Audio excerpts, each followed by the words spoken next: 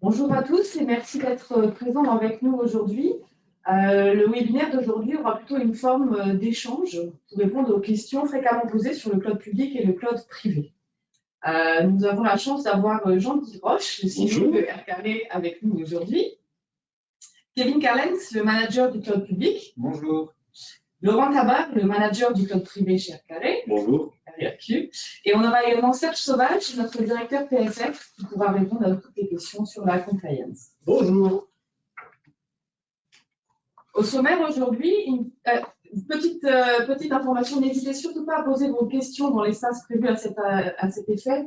Tout au long du webinaire, on les abordera toutes en fin de session. Voilà, donc au sommaire aujourd'hui, une petite mise en contexte, un petit rappel sur ce qu'est le cloud, le socle commun et les différences, et puis après on va aborder tous les types de questions auxquelles vous vous posez souvent. Jean-Guy, je te laisse la parole. Merci Magali. Donc bonjour à tous. Une petite mise en contexte, 20 ans d'expérience sur l'infrastructure, sur plusieurs pays, des milliers de clients, et finalement nous sommes arrivés à la conclusion qu'il n'y a pas de conclusion. Il y a systématiquement une évolution, que une solution d'aujourd'hui, ce n'est pas la même solution que la solution de demain. Et donc, on a défini ça en tant que transhumance digitale. Et aujourd'hui, on voit quand même que dans cette transhumance, on a 4 modèles qui apparaissent et qui correspondent en tout cas aux tendances du marché. La plus connue et la plus ancienne est celle de la mise en place d'une infrastructure locale. La deuxième, en fait, c'est une infrastructure que nous avons baptisée cloud privé, qui est une infrastructure managed stockée dans des data centers ici, Tier 4 au Luxembourg, qu'on appelle donc cloud privé. Nous avons des solutions qui sont non PSF et des solutions qui sont PSF. Un troisième choix de modèle qui a vraiment pris son envol sur ces 5 dernières années, c'est la notion de cloud public. Alors, on cite vraiment les deux majeurs. On a Amazon d'un côté, Microsoft de l'autre. Pour nous, nous avons fait le choix de Microsoft, mais nous verrons en fait aussi qu'il y a des opérateurs qui sortent du bois en fait, et des opérateurs européens qui sortent aussi leur carte du jeu. Et puis la dernière chose, c'est la mise à disposition en fait par un éditeur d'une solution managée, c'est-à-dire non seulement il manage la solution, mais il manage aussi l'infrastructure. C'est ce qu'on appelle SaaS, Software as a Service. Il y a des modes de stockage en mode privé, on en a chez nous en mode privé, en mode public aussi. Et est-ce qu'il existe une bonne solution? Vous allez voir que, en fait, la réponse est toujours mesurée et qu'on est capable en fait de trouver la solution en fonction de ses besoins dans l'un de ces quatre modèles. On parle beaucoup de cloud, mais finalement, c'est quoi le cloud? C'est quoi la différence entre un cloud public et un cloud privé? Quand on utilise le mot public, on l'utilise des fois à mauvais escient parce qu'on a toujours l'impression en fait, qu'il y a un gouvernement derrière, ce qui n'est absolument pas vrai. Ce sont des vendors, principalement américains, qui ont créé en fait un modèle sur lequel ils mettent à disposition une infrastructure et sur lequel en fait, on verra qu'il y a une triangulaire en fait, entre eux qui mettent l'infrastructure, des sociétés de services comme nous qui les gérons et des sociétés des clients comme vous qui les consommez et qui font que les trois tiers ensemble arrivent à produire un service. Le cloud privé, c'est un petit peu différent. C'est nous, dans ce cas-ci, c'est nous qui avons mis à disposition de vous, les clients, des ressources que nous stockons en fait dans des data centers ici au Grand-Duché de Luxembourg, que nous achetons, que nous hébergeons, que nous manageons. Et nous manageons également en fait toutes les couches de services de manière à ce que finalement vous puissiez utiliser les logiciels qui sont mis à votre disposition par l'entreprise. On parle évidemment d'hybridation. Pourquoi est-ce qu'on parle d'hybridation? Mais ça rejoint un petit peu la notion de transhumance, c'est-à-dire qu'en fonction du besoin applicatif de chaque entreprise ou un besoin de chaque business unit de l'entreprise, la solution n'est pas unique et on peut aller chercher en fait dans un cloud public, dans un cloud privé, dans une solution SaaS ou dans un hébergement local, le meilleur hébergement, la meilleure infrastructure qui va répondre en fait à votre besoin.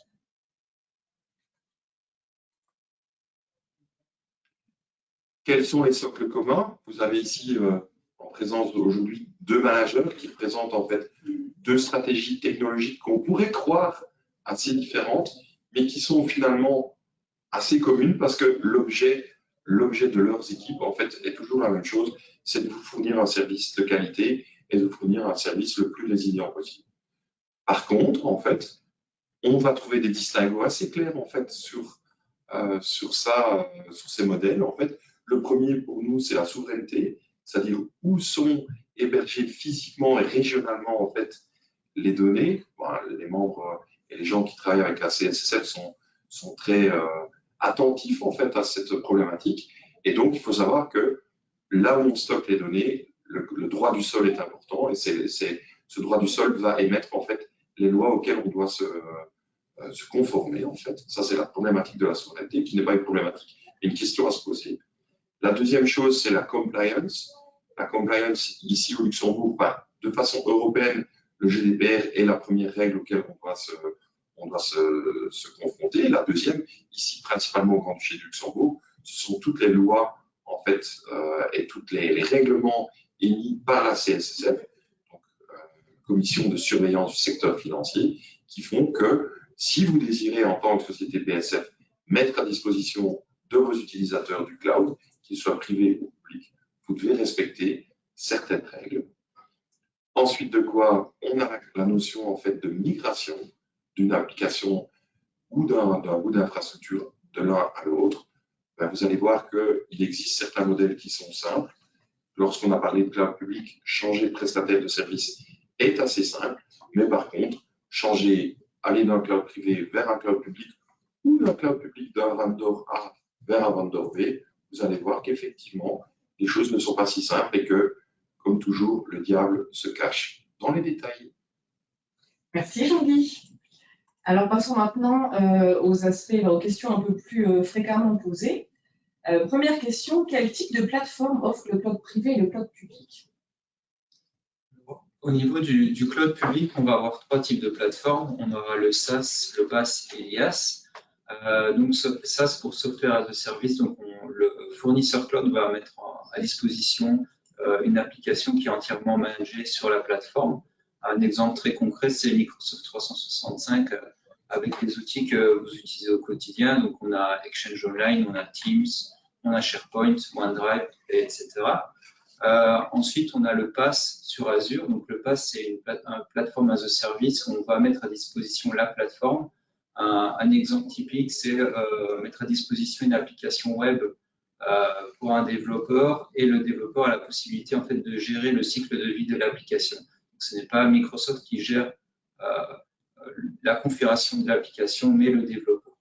Et on a ensuite l'IaaS qui est infrastructure as a service. Donc ici, on va se baser en fait sur l'infrastructure de Microsoft, donc le data center sur Azure, et on va créer et configurer l'infrastructure du client basée sur cette infrastructure Microsoft. Et pour le cloud privé? Sur le cloud privé, on peut fournir deux types de services, le PaaS et le SaaS. Donc en PaaS, le client possède ses propres machines virtuelles qui permettent de répondre aux besoins les plus spécifiques. Tandis qu'en SaaS, le client est sur une infrastructure totalement mutualisée, donc avec des machines virtuelles mutualisées. En SaaS, on peut fournir des sessions de travail avec ou sans application métier, des boîtes email ou des outils de partage de fichiers, par exemple. D'accord. Vous parlez de mutualisation. Quels sont les services et les technologies qui sont mutualisés? Alors, sur le cloud privé, nos clients font partie d'une infrastructure partagée. Donc, sur cette infrastructure partagée, il y a déjà des technologies et des services qui sont en place. Je pense par exemple à la double ligne de firewall avec IPS qui permet de protéger des attaques externes, le scan antivirus, le web filtering notamment. Nous avons aussi un outil de détection et de blocage des comportements malicieux. Nous avons un service d'astreinte 24 sur 24, 7 jours sur 7 sur l'ensemble de l'infrastructure. Nous faisons un pentest de manière annuelle, c'est-à-dire que chaque année, pendant 5 jours, des hackers éthiques vont essayer de compromettre notre réseau depuis l'extérieur et depuis l'intérieur. On peut aussi mettre en place d'autres services mutualisés, comme par exemple l'Active Directory, le NetScaler pour des accès externes ou des reverse proxy, par exemple. D'accord. Le cloud public? Alors, au niveau du SaaS Microsoft, donc il faut savoir que le Microsoft 365 est déjà mutualisé par défaut, parce que Microsoft met à disposition des grappes de serveurs qui vous permettent, par exemple, d'utiliser Exchange Online. Derrière, c'est de la mutualisation. On ne va pas faire de la mutualisation sur de la mutualisation. Et ensuite, on aura la partie Azure, où en fait, on ne fait pas vraiment la mutualisation dans le sens où chaque client va avoir sa propre infrastructure, sa propre bulle. De notre côté, au niveau du Managed Services, là, on va pouvoir mutualiser, par exemple, nos consoles de management. Je pense notamment à Azure Lighthouse qui permet d'effectuer le support de nos clients. Donc ça, c'est un service de mutualisation. D'accord. Et au niveau des coûts, quels sont les coûts pour chaque type de cloud? Alors, sur le cloud public, il y a deux types de coûts. On a sur le SaaS un coût fixe qui est lié en fait à un abonnement. Donc, typiquement, quand vous avez l'Exchange Online ou du Teams, vous avez un abonnement que vous payez de manière mensuelle ou annuelle. Le coût est fixe. Au niveau d'Azure, c'est différent. Vous allez payer à la consommation. C'est un peu comme votre électricité. Vous payez ce que vous consommez. Donc, on a ce qu'on appelle le pay-as-you-go. Et on a aussi la possibilité de faire des optimisations sur les coûts en réservant des instances sur 1 an ou 3 ans. Ça permet de faire des économies pour le client au niveau de la consommation. Donc, il n'y a pas de paiement superflu. Donc, vous allez vraiment payer les ressources que vous avez tout au long du cycle de vie de l'infrastructure. Et sur le cloud privé, les coûts sont définis au moment de l'offre. Donc, il n'y a pas de surcoût à l'utilisation comme il peut y avoir en cloud public. Il faut aussi savoir que les clients faisant partie d'une bulle commune peuvent bénéficier des technologies que je citais auparavant sans coût supplémentaire. Et pour tout ce qui est du support, comment ça se passe dans les deux différents types de cloud? Alors, sur le cloud privé, le support est entièrement réalisé par des équipes locales, que ce soit pour des problèmes utilisateurs ou des problèmes d'infrastructure. Donc, on n'est pas du tout dépendant de support externe. Et donc, ce qui nous permet d'avoir une meilleure réactivité en cas d'incident. Au niveau du cloud public, on a deux types de support. On a le support utilisateur, le support infrastructure. Le support utilisateur, il est 100% au niveau de l'équipe locale. Donc, notre équipe et l'équipe support va prendre en charge les demandes des clients et on va directement intervenir. Pour le support infrastructure, la responsabilité, en fait, elle est partagée. Il faut savoir que comme on utilise le data center de Microsoft, Microsoft est responsable de ces serveurs, des services qu'ils mettent à disposition. Donc, en cas d'incident sur l'infrastructure, on va devoir ouvrir un ticket et contacter Microsoft afin de travailler avec eux sur une résolution. Néanmoins, on a le devoir de configurer correctement l'infrastructure de notre client et respecter les bonnes pratiques pour avoir de la stabilité au sein de l'infrastructure. Et donc, on a toujours une petite part de support infrastructure sur Azure. D'accord. Et au niveau des services qui sont offerts autour du cloud public et du cloud privé? Alors, pour le cloud public, on a plusieurs services. Donc, on a un service managed services qui est composé de maintenance notamment. Donc, avant toute chose, il faut savoir que sur le cloud public, la maintenance doit toujours être effectuée. On pense à tort que le cloud public tourne de manière automatique et qu'aucune action manuelle n'est nécessaire. Il y a certes de l'automatisation, mais il faut garder la main sur l'infrastructure. Donc, on a la maintenance mensuelle qu'on va effectuer de manière proactive. Donc, c'est le patching des serveurs, parce que nous avons toujours des serveurs, même si l'objectif du cloud public, c'est de consommer des services. On ne peut pas toujours se priver de serveurs. Donc, on va faire cette maintenance mensuelle. On a la maintenance réactive. Donc, la maintenance réactive, c'est typiquement, vous avez une faille de sécurité, donc une vulnérabilité. On va immédiatement, dès qu'elle est détectée, patcher, par exemple, le serveur pour être en sécurité.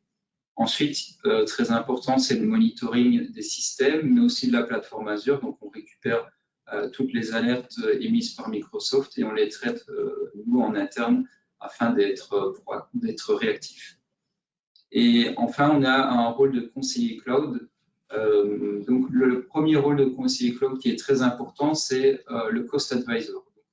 On a un rôle où on doit vraiment analyser mensuellement les coûts sur l'infrastructure Azure, parce qu'en fait, cette consommation est variable. Vous allez payer en fonction des transactions que vous utilisez, de la bande passante que vous allez utiliser, du nombre de minutes que les machines virtuelles vont être allumées.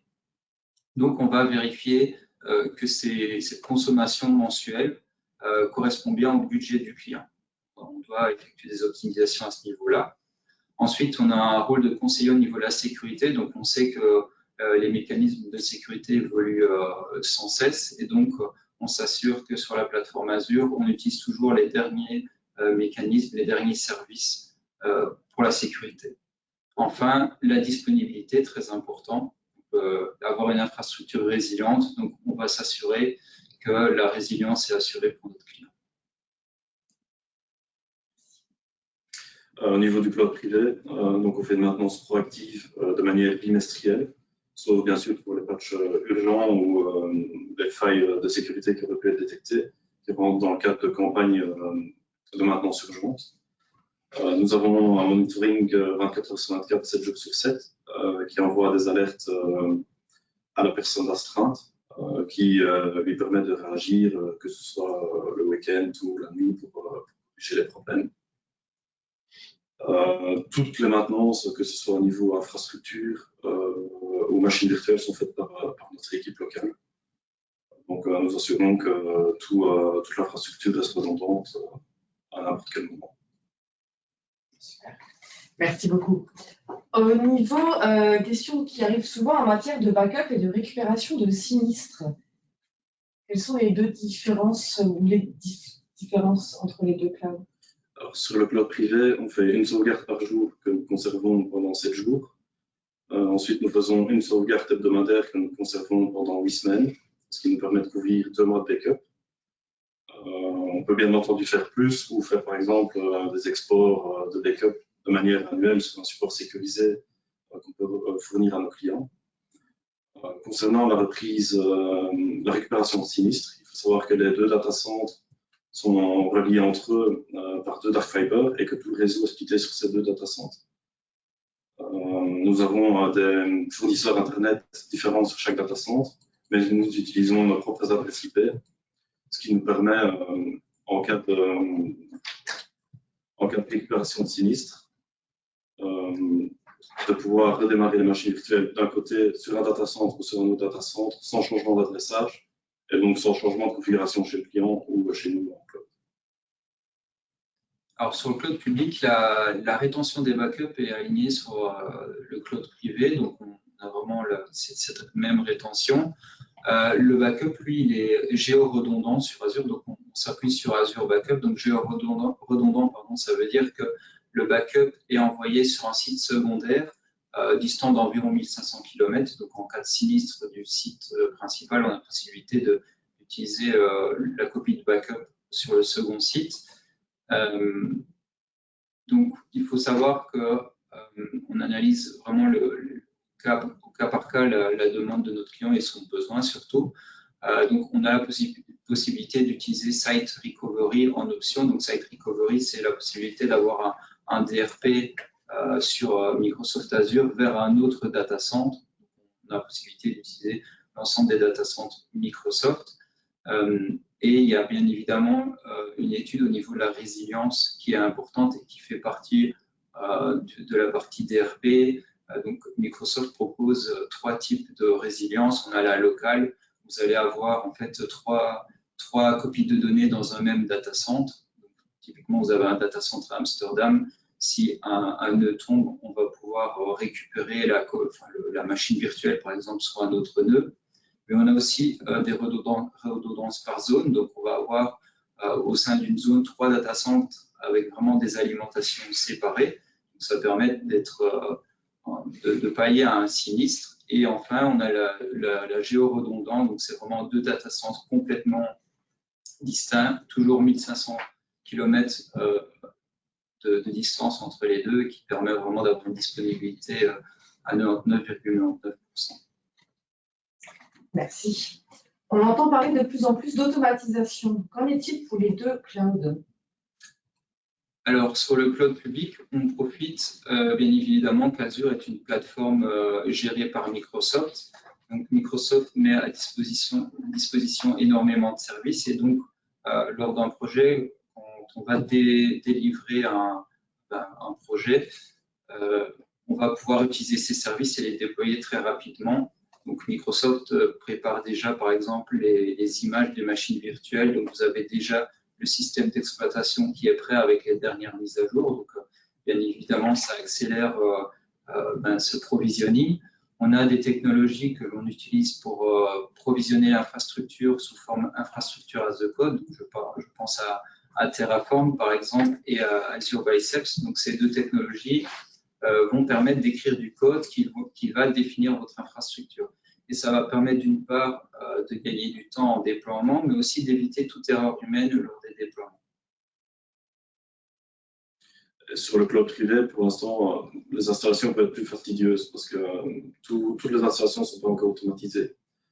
Par contre, on profite de l'expérience du cloud public pour essayer de transposer un maximum d'automatisme qui se trouve dans le cloud public sur le cloud privé et donc éviter l'erreur humaine et accélérer le déploiement des applications ou des infrastructures. Merci beaucoup. Maintenant, la question qui touche la compliance, Serge, qui va prendre la parole. Quelles sont les dispositions à prendre pour le cloud privé ou le cloud public? Donc là, on est face à ce que le régulateur nous a rappelé lors du deuxième trimestre de l'année. Donc il nous rappelle en fait que quel que soit le choix que l'on pose, on se trouve dans un système de sous-traitance. Et donc à cet égard, on est tenu d'effectuer une analyse complète de cette sous-traitance avant même de s'y embarquer. Là, il faut être bien clair, le dossier est assez lourd et il sera lourd quelle que soit la solution choisie. Ça, c'est très important de bien l'avoir en tête. Une solution ne va pas nous éviter le chemin. On a la deuxième partie du sujet qui va toucher la sécurité de l'information, où là, on est toujours tenu de respecter les règlements en cours. Et bon, j'ai noté la 2650, elle a sans doute changé de numéro depuis, mais malgré tout, elle reste le socle des guidelines qui ont été établis par le régulateur. On va avoir une première différence quand il va s'agir de gérer le sous-traitant. Bien que l'entité soit obligée de gérer son sous-traitant, dans le cas d'un code public, comme disait Jean-Guy, il y a une tripartite qui va s'installer et un rôle qui va apparaître, qui est ce rôle de ressources opérateur. C'est une société, alors ça peut être la société elle-même qui décide de le faire ou de le sous-traiter à l'extérieur.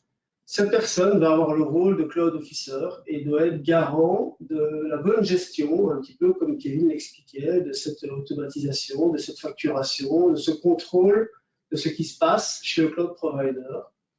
Il faut bien comprendre que cette fonction-là est assortie de requirements, d'exigences assez strictes en termes de connaissance de produit.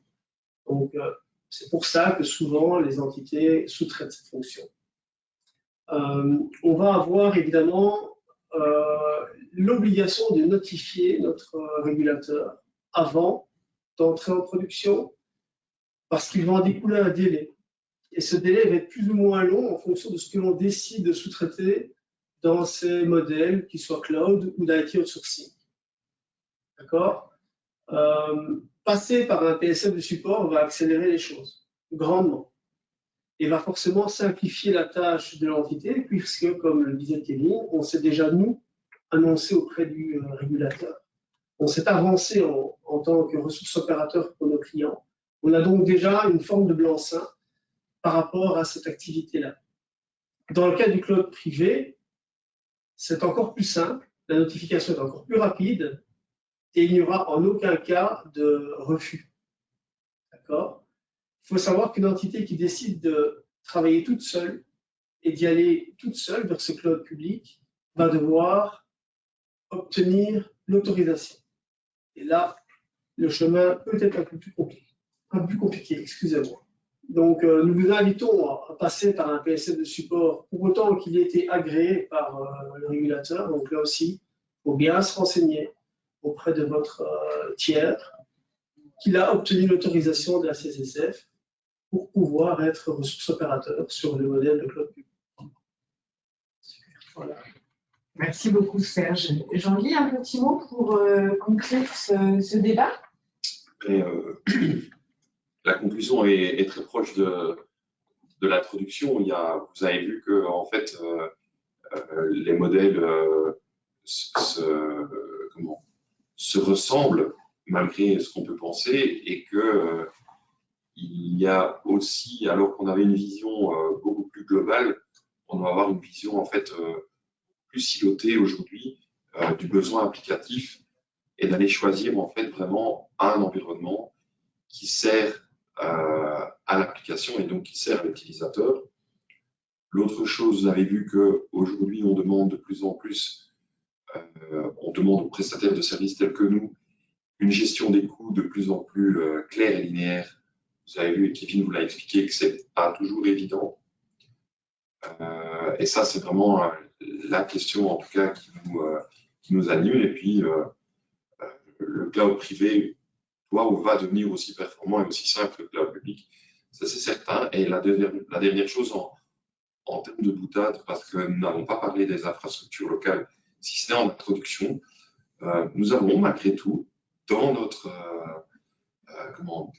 dans nos clients, en fait, des clients qui ont décidé en fait de quitter le cloud et de revenir vers des infrastructures, ce qu'on appelle on-premise chez nous. Donc, vous voyez, en fait, il n'y a pas un seul langage, mais il y a bien le langage qui vous correspond. Merci beaucoup, Jean-Guy. On va passer maintenant aux questions. On a eu pas mal de questions. La toute première, les applications sont-elles toutes compatibles dans le cloud privé ou le cloud public? Alors, ça va dépendre déjà du type d'application. Est-ce que c'est une application qui est legacy? Comment est-ce qu'on veut transposer aussi cette application dans le cloud? Moi, je vois deux points. Le premier, c'est est-ce qu'on va héberger cette application dans une machine virtuelle, comme on-premise? Deuxième point, c'est est-ce que cette application va être en mode SaaS sur le cloud public? J'imagine que si oui, il y a certainement des grosses adaptations à faire entre l'application qui est hébergée localement et sur une plateforme cloud publique telle que Microsoft 365. Je trouve aussi qu'il faut bien faire attention aux prérequis de l'application et aux licences, car toutes les licences ne sont pas installables en cloud privé et toutes les licences ne sont pas installables en cloud public. Merci. Le cloud est-il aussi sécurisé qu'une solution on-prem, justement? Alors, moi, je pense que le cloud amène des facilités au niveau de la sécurité sur la partie implémentation et sur la possibilité d'avoir la mise à disposition justement de ces technologies qui permettent de faire la sécurisation. Si je peux me permettre, je rajouterais peut-être une composante ici. On doit différencier ce qu'on pense rapidement en termes de sécurité, en pensant que l'on est safe and sound, comme on dit en anglais, en ayant son petit rack près de soi, dans son local technique. La personne ne pourra venir nous chatouiller ou nous attaquer. Il faut voir cette dimension bien plus large que ça. Les circulaires qui traitent de la sécurité ne parlent quasiment plus de sécurité physique ni d'accès au bâtiment, et directement partent dans des dimensions de cybersécurité. Et là, il est très compliqué pour une société on-prem d'avoir la possibilité de déployer autant d'outils qu'il en existe dans des systèmes de cloud qui soient privés ou publics. Je voudrais rajouter un point qui est celui où on voit en fait les évolutions technologiques des sauvegardes, parce que en termes de cyber, la première défense, c'est quand même le backup et la sauvegarde, et on voit en fait qu'aujourd'hui, on a tous connu les disquettes et puis les tapes, on était tous partis vers du stockage, aujourd'hui on appelle data domain, en tout cas des stockages vers des disques durs et des grosses baies de disques. Et aujourd'hui, on voit que même le régulateur demande en disant essayez de trouver et que votre prestataire de service mette des systèmes de backup qui sont coupés du monde de la connexion. Donc, finalement, aujourd'hui, on en revient à ce qu'on faisait il y a 20 ans, toujours la notion de cyclique, c'est-à-dire qu'on n'a jamais trouvé de mieux qu'un backup qui, à un moment, est débranché du système de toute connexion pour pouvoir assurer en fait la garantie de la donnée. Merci. Laurent, question au niveau du cloud privé. Quelle technologie hyperviseur proposez-vous dans votre cloud privé? Alors là, on a fait le choix de s'orienter exclusivement vers la solution VMware, donc ESX et Center. Quand nous avons testé les autres solutions, notamment de Microsoft Hyper-V, qui nous semblent plus complexes à mettre en place et moins faciles à gérer. Merci. Avez-vous un service de gestion multi-cloud, Cloud Management Platform, et un service de FinOps? FinOps, Kevin? Oui, donc ça fait en partie, ça fait partie donc de notre rôle de Cost Advisor. Donc là, aujourd'hui, on le fait sur Azure, mais bien évidemment, on s'ouvre à d'autres plateformes et on essaye de brasser les technologies, de les comprendre et les maîtriser.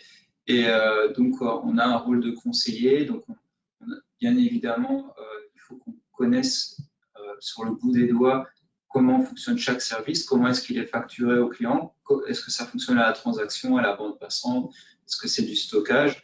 Et donc, on va au préalable, avant de faire offre et au budget au client, analyser vraiment tous ces paramètres-là. Donc, ça commence à partir d'une offre, mais ça ne termine jamais en fait. Durant tout le cycle de vie de l'infrastructure, on va mensuellement analyser tous ces coûts et faire les propositions d'optimisation dans ce sens-là. Donc, c'est quelque chose que vous regardez constamment. Oui.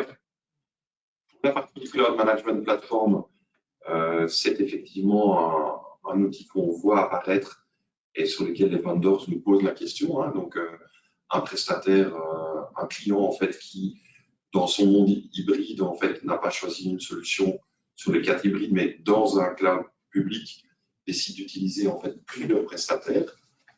Actuellement, nous n'avons pas suffisamment de demandes en fait pour réaliser et répondre à cette question, mais oui, nous avons des partenaires qui nous proposent ce genre de choses et on se rend vraiment compte en fait que aujourd'hui, certains ont une tendance de migrer vers le cloud public et on voit aussi que le cloud public, lié de nouveau à des problématiques de FinOps, en fait, les gens cherchent au sein même d'un cloud public ou de plusieurs prestataires de cloud public la solution financière la plus avantageuse. Merci. Encore quelques questions. Puis-je aller en cloud public sans prestataire, Kevin? Alors oui, c'est tout à fait possible. Néanmoins, il faut avoir l'expertise pour pouvoir implémenter et gérer au quotidien la solution. Donc, comme je l'ai dit tout à l'heure, le cloud public, on se fait une fausse image du cloud public. Donc, on pense que le cloud public, il tourne tout seul et qu'il n'y a pas d'entretien, enfin, de maintenance à effectuer. Vous avez toujours des serveurs, vous avez toujours des failles de sécurité, vous avez des recommandations à appliquer.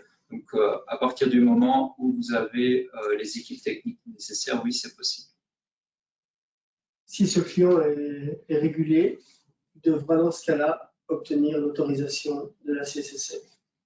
Et cette autorisation va très certainement dépendre de la qualification de ses équipes internes. Précision importante, effectivement. Si je suis en cloud public, ai-je besoin de support interne? Alors, ma réponse, elle est oui. Il faut distinguer le support infrastructure et le support utilisateur en interne. Il faudra toujours un point de contact pour récupérer les informations auprès des utilisateurs et surtout, voilà, l'expérience utilisateur, c'est ce qui est le plus important. Si vous n'avez pas une bonne expérience utilisateur, je pense que l'adoption ne se fait pas. J'ai une vision complémentaire à celle de Kevin, qui est la position qu'on a dû tous adopter en mars 2020, qui était finalement l'obligation d'un plan de continuité mondiale, où chacun en fait a dû retourner à la maison et avec ses ordi et avec tout ce qu'il pouvait pour pouvoir travaillé et on a vu que ça a finalement, globalement, extrêmement bien marché. Ça a eu comme impact, en fait, une énorme question, une remise en question ou un avancement sur le télétravail. Mais il ne faut pas oublier que dans le télétravail, en fait, le seul lien qui existe entre l'entreprise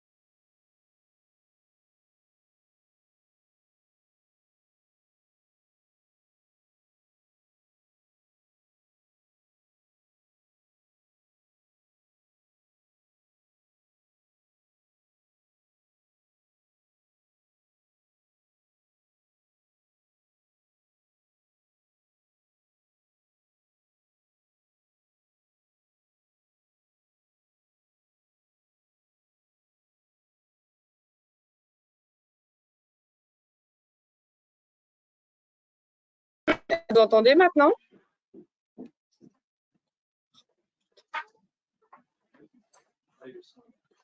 Ouais, pas le son.